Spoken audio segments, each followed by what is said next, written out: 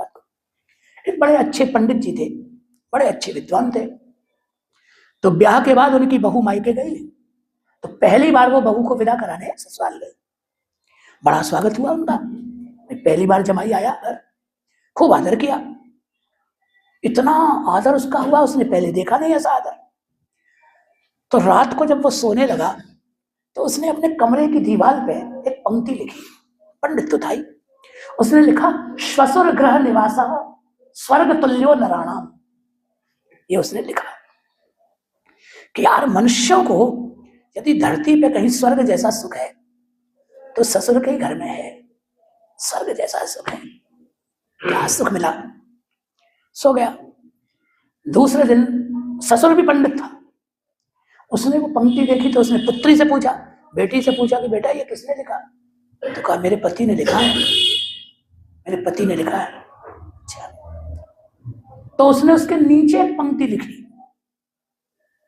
उसने सोचा कि स्वर्ग समझ के और यदि ये यहीं टिक गया तो बजट ही बिगाड़ देगा सब, तो बड़ी मुश्किल हो जाएगी। तो उसने उसके नीचे एक पंक्ति लिखी। उसमें लिखा कि यदि भवति विवेकी पंचवा षड दिनानि। यदि इस पंक्ति को लिखने वाला विवेकी है, समझदार है, तो उसको इतना समझ लेना चाहिए कि स्वर्ग तो है लेकिन 5 या 6 दिन का ही है, इससे ज्यादा का नहीं है। दामाद आया तो उसने भी पत्नी से, पत्नी तो मीडिएटर है ना, वो तो सेतु है ससुराल और मायके के बीच में, तो उसको पूछे नीचे की पंक्ति किसने लिखी है। हमारे पिताजी ने लिखी है। अच्छा, पिताजी ने लिख दी। तो उसने भी उसके नीचे तीसरी पंक्ति लिखी। उसने लिखा, घृत दधि पय लोभात मास मेकम वसे चेत।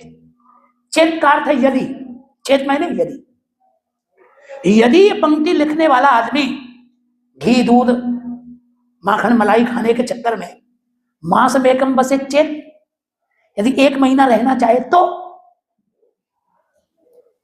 चला गया।